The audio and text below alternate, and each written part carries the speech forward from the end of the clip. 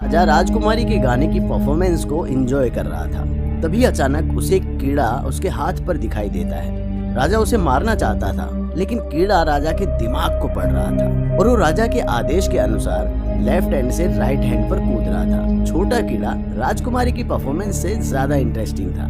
Performance के बाद राजा hall छोड़ने के लिए इंतजार नहीं कर पा रहा था, जबकि राजकुमारी ने महसूस किया कि राजा उसे इग्नोर कर रहा है। राजा कीड़े को अपने कमरे में ले गया और अपनी उंगली काट दी और कीड़े को अपना खून पीने दिया। फिर वो एक सोने का डिब्बा लाया जिसमें सॉफ्ट कुशन था और उसमें उसने कीड़े को सोने के लिए छोड़ दिया। उसने एक मैग्नीफाइंग ग्लास उठाया और बड़ी दिलचस्पी से कीड़े को देखने लगा। वो बहुत खुश था और कीड़े पर पूरी तरह से मोहित हो गया था। कुछ दिनों बाद कीड़ा मूंगफली के दाने के साइज जितना बड़ा हो गया। कीड़े को खुश करने के लिए राजा पूरे दिन घर में रहता और उसने कीड़े को खेलने के लिए बहुत सारे खिलौने बनाए। राजा अपनी बेटी से ज्यादा कीड़े की देखभाल करने लगा। राजकुमारी की शादी की उम्र हो गई है और एक दिन राजकुमारी रात के खाने के समय राजा को बताती है कि वो शादी करना चाहती है। राजा राजकुमारी से पूछता है कि उसे किस तरह का हस्बैंड चाहिए, जिसके जवाब में राजकुमारी कहती है कि उसे एक साहसी, मजबूत और सुंदर दिखने वाला पति चाहिए। राजा बिना किसी हिचकिचाहट के हाँ कर देता है, लेकिन वो अपनी बेटी से इतनी जल्दी दूर नहीं होना चाहता था। उसी वक्त राजकुमारी कहती है कि मीट अच्छे से पका नहीं है, जिससे राजा को अपने कीड़े की याद आती है। वो एक बर्तन में मीट लेकर अपने कमरे में चला जाता है और धीरे से कीड़े को पुकारता है।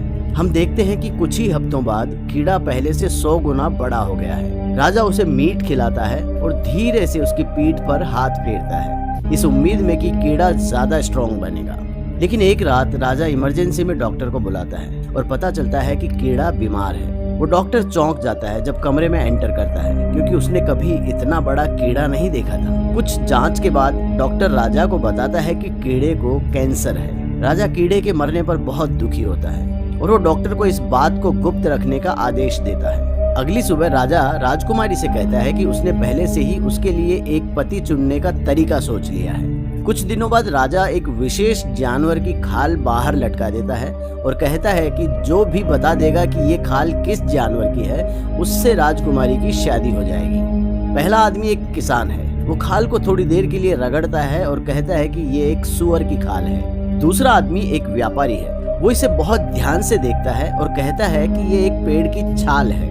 वो सभी गलत जवाब देते हैं, जिससे राजा बहुत खुश होता है, क्योंकि वो नहीं चाहता था कि उसकी बेटी उसे छोड़कर चली जाए। तभी एक अच्छा सा, सुंदर सा दिखने वाला योद्धा आता है, जो राजकुमारी को पहली ही नजर में पसंद आ जाता है। वो राजा से इस तरह के टेस्ट को रोकने के लिए कहती है और पूछती है कि ये किस जानवर की खाल है। राजा राजकुमारी को उत्तर देता है। राजकुमारी अपने पिता का जवाब सुनकर परेशान हो जाती है जब उसे ये पता चलता है कि ये एक कीड़े की खाल है, और यही कारण था कि इसका कोई सही जवाब नहीं दे पाया था। योद्धा भी गलत साबित होता है। उसे लगता है कि ये एक विशाल समुद्री गाय है। अचानक एक बदसूरत सा दिखने वाला राक्षस वहाँ आता है, जिसको गार्ड्स रोक लेते हैं, पर राजा निष्पक्षता दिखाते हुए उसे टेस्ट में भाग लेने की परमिशन दे देता है, क्योंकि राजा को विश्वास है कि ये बेवकूफ सा दिखने वाला राक्षस सही उत्तर नहीं दे पाएगा। राक्षस खाल के पास जाता है, उसे ध्यान से सूंघता है और फिर तुरंत सही उत्तर दे देता है। राजा शॉक्ड है और राजकुमारी इतनी डरी हुई है कि आंसू भरी आंखें लिए हॉल से बाहर भागती है और अपने आप को खत्म करने की धमकी देते हुए वो महल के टॉप पर पहुंच जाती है। लेकिन राजा का कहना है कि एक राजा के रूप में वो अपनी बात से पलट नहीं सकता। अपने पिता की इज्जत रखने के लिए राजकुमारी राजा की बात मान लेती है और रोते हुए महल से बाहर निकलती है, जहाँ वो राक्षस से मिलती है। वो राजकुमारी का हाथ थामकर अपने घर की दिशा में निकल जाता है। कई घंटों तक चलने के बाद नाजुक राजकुमारी थककर जमीन पर गिर जाती है। राक्षस को राजकुमारी की हालत पर दया आ जाती है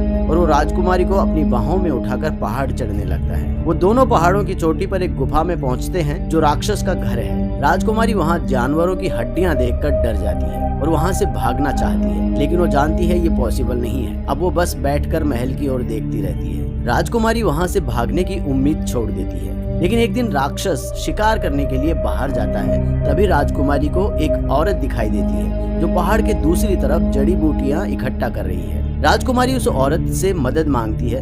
वो औरत उसे बचाने के लिए तैयार तो हो जाती है, लेकिन वो अकेला ऐसा नहीं कर सकती। उसे अपने पति और बेटों की मदद की जरूरत पड़ेगी, इसलिए दोनों अगले दिन इसी जगह मिलने का निश्चय करते हैं। राजकुमारी इतनी खुश है कि वो पूरी रात जागती रहती है। अगली सुबह जब राक्षस ध्यान नहीं दे रहा होता है, राजकुमारी छुपकर गुफा के बाहर निकल जाती है। राजकुमारी उस औरत के बेटे को देखती है। पता चलता है कि ये परिवार सर्कस में काम करता है और ये लड़का रस्सी पर चलता है। वो राजकुमारी को अपने कंधे पर उठाता है और पहले से लगाई हुई रस्सी पर चलता है और धीरे धीरे पहाड़ की दूसरी तरफ बढ़ता है। लेकिन उसी वक्त राक्षस को अजीब सी गंध आती है और वो गुफा के बाहर निकलता है। जैसे ही लड़का और राजकुमारी दूसरी तरफ पहुँचने वाले होते हैं, राक्षस उन्हें देख लेता है। राक्षस रस्सी पर लटक कर उनको पकड़ने की कोशिश करता है और जैसे ही वो उनके पास पहुंचने वाला होता है, वो रस्सी काट देते हैं। जब सर्कस फैमिली राजकुमारी को महल की दिशा में ले जा रहे होते हैं, तभी अचानक राक्षस वहां आ जाता है। पूरी फैमिली उससे लड़ती है, लेकिन राक्षस बहुत ताकतवर है और वो 3 लोगों को मार देता है। रस्सी पर चलने वाला लड़का अपनी माँ और राजकुमारी के साथ वहाँ से भाग जाता है, लेकिन राक्षस उनका पीछा कर रहा है और उनको पकड़ने वाला ही है। वो तीनों एक पत्थर के पीछे छिप जाते हैं। लड़का आग जलाकर राक्षस को मारने की कोशिश करता है, लेकिन राक्षस लड़के और उसकी माँ को मार डालता है।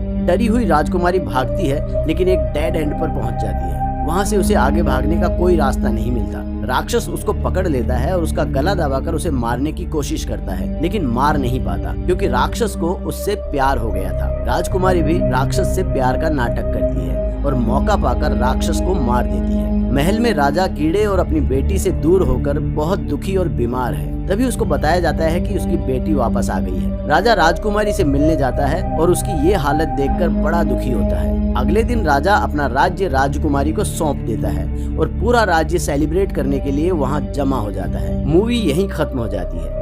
तो आपको कैसी लगी ये फिल्म? कमेंट में हमें जरूर बताइए। और अगर आपको मेरा वीडियो पसंद आया तो प्लीज इसे लाइक और शेयर कीजिए और इस तरह के वीडियोस देखने के लिए इस चैनल को सब्सक्राइब कर लीजिए। देखने के लिए थैंक यू। मिलते हैं नेक्स्ट वीडियो में।